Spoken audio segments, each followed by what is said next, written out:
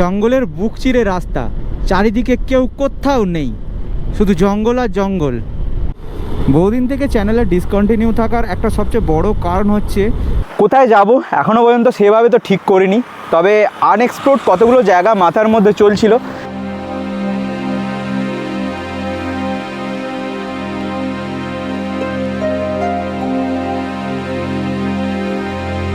Hello guys, welcome back to another blog. আমি সৌমিক আর তোমরা দেখছো লাইফ অ্যান্ড মোর। এখন জাস্ট বিকাল 5:15। তো এখন আমি বেরোচ্ছি হচ্ছে ঝাড়গ্রামের জন্য। তো বিকালবেলা ঝাড়গ্রামের জন্য কেন? তো এটাই তো সাসপেন্স, তো সেই কারণে রাইডের সঙ্গে থাকো। আর এখন রাইডে বেরোনোর আগে বানাচ্ছি হচ্ছে চা। কেন? রাস্তায়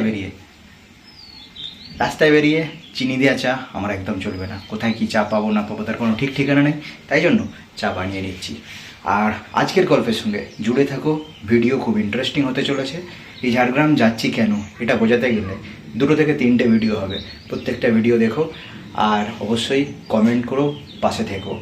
আর ইউটিউবের সঙ্গে সঙ্গে ফেসবুক এবং ইনস্টাগ্রামে কাজ করো আমি শুরু করছি।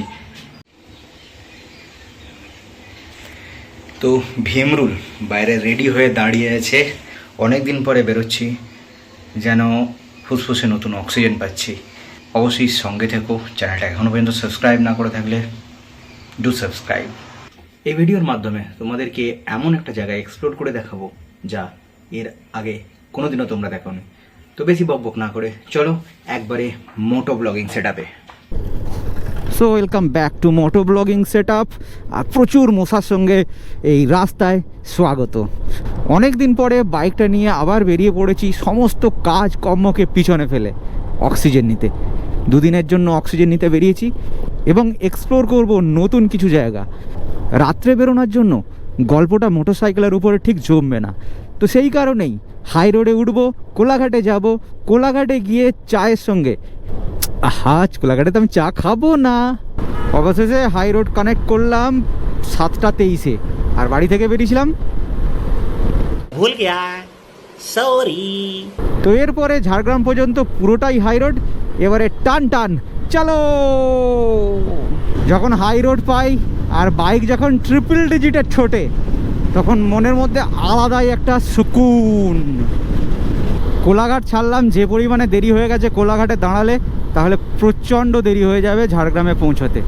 8:25 জাস্ট খড়গপুর এন্টার করব। খড়গপুর আর 2-3 কিলোমিটার আছে, তো মোটামুটি খড়গপুর থেকে 1 ঘন্টা তো লাগবে ঝাড়গ্রাম।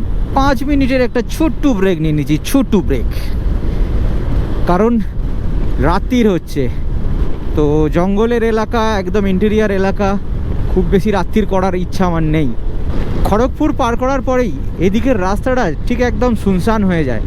রাস্তায় অত আর ট্রাফিক নেই, 2-1টা হাতে গোনা লরি আর 2-1টা হাতে গোনা প্রাইভেট কার, আর সেই সঙ্গে আমি বাইকে। 8:50 খেমাশুলি। এমনিতে রাত্রের রাইড আমি খুব একটা পছন্দ করি না এবং অ্যাভয়েডই করি রাত্রিবেলা বাইক চালানো, কিন্তু আজকে বেশ রাত্রিবেলা বাইক চালাতে ভালো লাগছে। কেন ভালো লাগছে জানি না, আই হ্যাভ নো রিজন। তো এখন আমি যে জায়গাটা দিয়ে যাচ্ছি তার দুপাশে ঘন জঙ্গল আর মাঝখানে এরকম রাস্তা। এই জঙ্গলটা পেরোলেই আছে হচ্ছে গ্রাম। আর এই জঙ্গলে আমি আগের বারে যখন এসেছিলাম তখন আমি হাতি পেয়েছিলাম, অর্থাৎ হাতির জন্য আমাকে আটকে দিয়েছিল ও ফরেস্ট ডিপার্টমেন্টের লোকেরা। সে এক আলাদা অভিজ্ঞতা ছিল তখন। সো আজকের গল্পটা তো এখন 11:40। তো আজকের যে গল্পটা রাস্তায় হওয়ার কথা ছিল সেই গল্পটা আজকে তোমাদের এখানে শোনাই। তো ঝাড়গ্রামে আমি অলরেডি চলে এসেছি ওই 9:15-20 সময়। অনেক দিন ধরেই অ্যাকচুয়ালি রাইডে বেরোবো করছিলাম, অনেকবার অ্যাটেম্প করেছি বেরোনোর জন্য, ব্যাগপত্র গুছিয়ে রেখেছি ক্যাম্পিং করব বলে, সেটাও করতে পারিনি। ইভেন আজকে যে এই যে রাইডে বেরিয়েছি, আজকে রাইডে বেরোনোর আগেও কাস্টমারদের প্রবলেম সলভ করে সমস্ত কিছু কাজ মিটিয়ে তারপরে কিন্তু বেরোতে পেরেছি। অর্থাৎ কাজ এমন একটা জায়গায় পৌঁছে গেছে যেখানে কাজের জন্য নিজের যে স্বপ্ন, নিজের যে ড্রিম রাইড, সেই ড্রিম রাইডগুলো ঠিক করা হচ্ছে না। তো অবভিয়াসলি কাজ তো দরকার আছেই, তার সঙ্গে সঙ্গে নিজের স্বপ্নটাকেও কিন্তু বাঁচা দরকার। দুটোর মধ্যে একটা ব্যালেন্স হওয়া দরকার। তো আজকে উইকেন্ডে সেই কারণেই বেরিয়ে পড়েছি আর এসেছি এখন ঝাড়গ্রাম।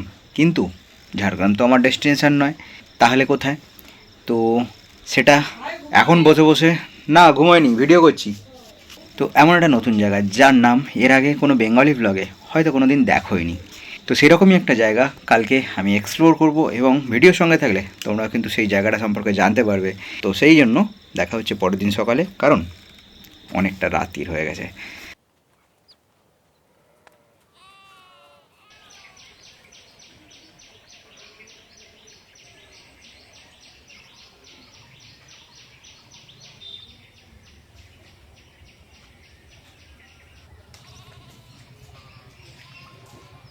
Good morning.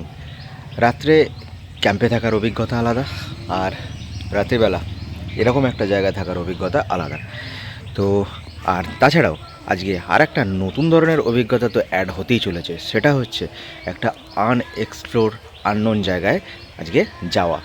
তো এখন জাস্ট 8:30 বাজে, আর কিছুক্ষণের মধ্যেই বেরিয়ে পড়ব বাইক নিয়ে। সঙ্গে কোনো লাগেজ থাকবে না, কিছু থাকবে না, শুধু ক্যামেরা সেট আপ থাকবে আর 1 বোতল জল থাকবে, আর কিচ্ছু না। জাস্ট 11 বেরোতে দেরি হয়ে গেছে, তো এটাকে আমি দেরি বলবো না। তো এখন জাস্ট ঝাড়গ্রাম থেকে বেরোলাম হচ্ছে উড়িষ্যার উদ্দেশ্যে। এই রুটে আমি প্রথমবার, আগে থেকে কোনো রকম ইনফরমেশান আমার কাছে নেই, কিভাবে যাব না যাব জানিও না।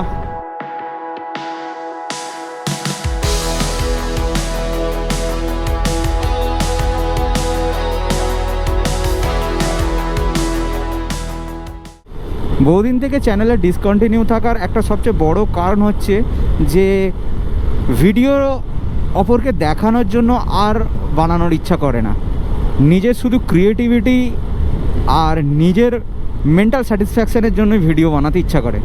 তো সেই কারণে কোন জায়গায় গেলে বেশি ভিউ হবে, চলো বছরে 2বার লাদাখ যাব, উইন্টার স্পিতি করব, তো এই ধরনের চিন্তাভাবনা আর মনের মধ্যে নেই। যেটা করব একদম ভিতর থেকে করব।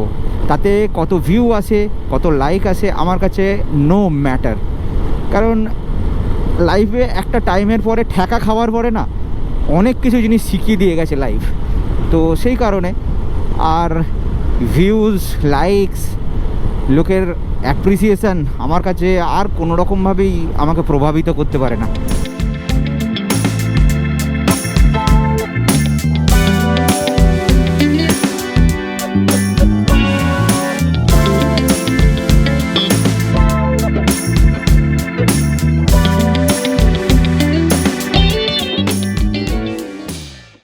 জীবনে কোনোদিনও আনপ্ল্যান্ড রাইড করিনি, জীবনে প্রথমবার আনপ্ল্যান্ড রাইড করছি, যেখানে কোনো প্ল্যান নেই, ম্যাপ লাগিয়ে রাখা নেই, কখন পৌঁছাবো তার কোনো ঠিক ঠিকানা নেই, শুধুমাত্র বাইক, আমি, রাস্তা, প্রকৃতি।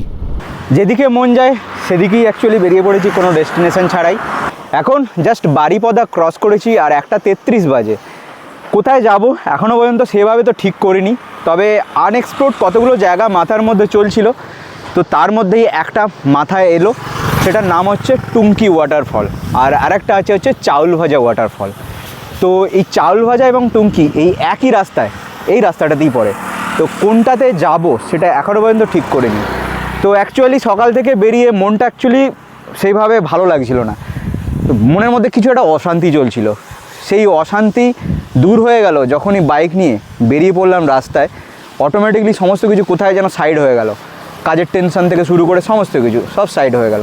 তো সকাল থেকে যেদিকে দু চোখ যায় সেদিকেই অ্যাকচুয়ালি বেরিয়ে পড়েছি, আর সেই করতে করতেই বারিপদা এসে পৌঁছেছি। একটা মনের মধ্যে একটা দোনমোনা ছিল যে কোন দিকে যাব, একটা তো কিছু থাকেই, রাইডার যেহেতু। অ্যাকচুয়ালি বারিপদার দিকেই গাড়ি ঘুরিয়ে নিয়েছিলাম। তো বারিপদা ক্রস করার পরে এইরকম একটা জায়গায় দাঁড়িয়ে আছি। তো এখন জাস্ট জিপিএসটা একটু চেক করলাম, দেখলাম টুঙ্কি ওয়াটারফল 35 কিলোমিটার, আর রিচিং টাইম মোটামুটি 1 ঘন্টা, আর চাউল ভাজাও মোটামুটি ওই রকমই 30 কিলোমিটার, ও রিচিং টাইম মোটামুটি 1 ঘন্টা। তো আজকে দুপুরের লাঞ্চ কিন্তু হয়নি, আর ইচ্ছাও নেই সেরকমভাবে করার, আর খিদেও পাইনি। তো মন যদি ভরা থাকে পেট তো চলো এগোনো যাক। যেটা ভাবছি সেটা যদি হয় তাহলে তোমাদেরকে আজকে দেখাতে চলেছি টুঙ্কি ওয়াটারফল। ধরো সমতল রাস্তায় এরকম চলছি, সমতল রাস্তায় চলতে চলতে হঠাৎ দূরে পাহাড় দেখতে পাওয়া যাচ্ছে, ফিলিংসটা ঠিক কীরকম হবে? তো একটু পরেই সেই ধরনেরই একটা ফিলিংস হতে চলেছে। হো হো হো হো, কি রাস্তা, ফাড়াবাড়ি, ও সামনে সিনেম্যাটিক, পুরো পুরো সিনেম্যাটিক। উড়িষ্যার মন্দির দেখো দেখো দেখো, কি সুন্দর আর্কিটেকচার দেখো, একদম পুরো কালারফুল। আমাকে এখন বারবার ম্যাপ দেখতে হবে যে জায়গাটায় যেতে চাইছি সেই জায়গাটায় পৌঁছতে গেলে। গ্লাভসটা সেজন্য খুলে নিলাম। তো যাব হচ্ছে এই রাস্তাটা, একদম ঠিক জায়গায় দাঁড়িয়ে ম্যাপটা দেখেছি। সব তো উড়িয়া ভাষায় লেখা আছে, কিছুই তো বুঝতে পারছি না কি লেখা আছে। প্রায় 2টো বাজতে চললো। আমি বেরিয়েছিলাম কটায়? বেরিয়েছিলাম হচ্ছে, ভুলে গেছি কটায়। জঙ্গলের বুক চিরে রাস্তা, চারিদিকে কেউ কোথাও নেই, শুধু জঙ্গল আর জঙ্গল। ও হো হো হো, ইফ এ অনুভূতি অদ্ভুত। ও হো হো, কি দেখছি চোখের সামনে, ট্রানজিশন দেখো দেখো দেখো, পুরো ধোঁয়া ধোঁয়া হয়ে আছে পাহাড়টা, কিন্তু আমি চোখের সামনে দেখতে পাচ্ছি। কী সব বলছে, উল্টো পাল্টা জায়গায় লেফট রাইট করিয়ে দিচ্ছে, এখান থেকে রাইট টার্ন বলছে। ওয়ে টু টুঙ্কি, দেখো এখানে লেখা আছে ওয়ে টু টুঙ্কি। ও চলো।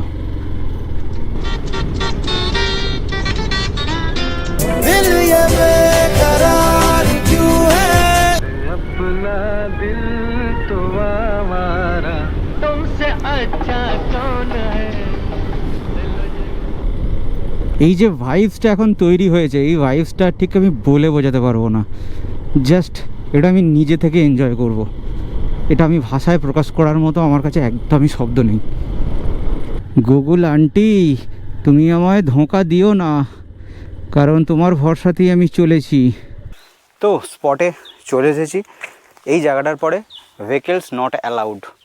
তো এখানে অনেক রেস্ট্রিক্টেড এরিয়া, যেহেতু বন্য জীবজন্তু থাকে, তো সেই জন্য যত্রতত্র যা খুশি তা এখানে করা যায় না। সো এখান থেকে এবার ট্রেকিং শুরু। বাইকের মধ্যে জ্যাকেটটা রেখে দিলাম, হাতে শুধুমাত্র ডিজিটেকের এই ট্রাইপডটা নিয়েছি, আর একটা স্ট্যান্ড আছে, আর পিঠেতে ব্যাগ নিয়েছি, আর হেলমেটটাকে নিয়ে নিয়েছি এইভাবে। তো এবারে ধীরে ধীরে টুঙ্কি ওয়াটারফলের দিকে যাব। এই রাইডিং বুট নিয়ে ট্রেকিং করা একটুখানি চাপের জিনিস। জায়গাটাকে দেখে মনে হলো উড়িষ্যা ট্যুরিজম এই জায়গাটাকে প্রমোট করে না, শুধুমাত্র লোকাল লোকেরাই এই জায়গাটা সম্পর্কে জানে।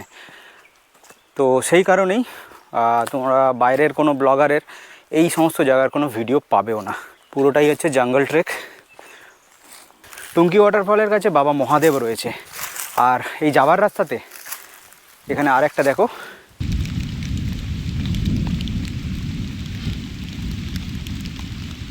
কর্পূর গৌরম করুণাবতারম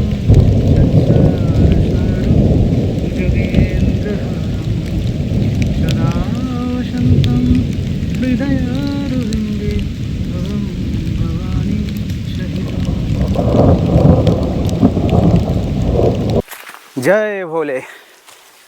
টুঙ্কি ওয়াটারফলে এখন জল থাকবে সেরকম আমি আশাও করছি না, কারণ শীতকালেতে এমনি জল থাকে না, আর এটা হচ্ছে মার্চ মাস, সুতরাং জল থাকার একদমই কথা নয়।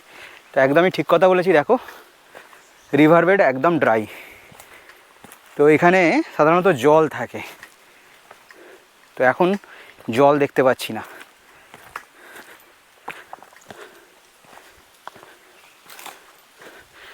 তো ওই পায়ে হাঁটার ট্রেলগুলো ধরে ধরেই এগিয়ে যাব।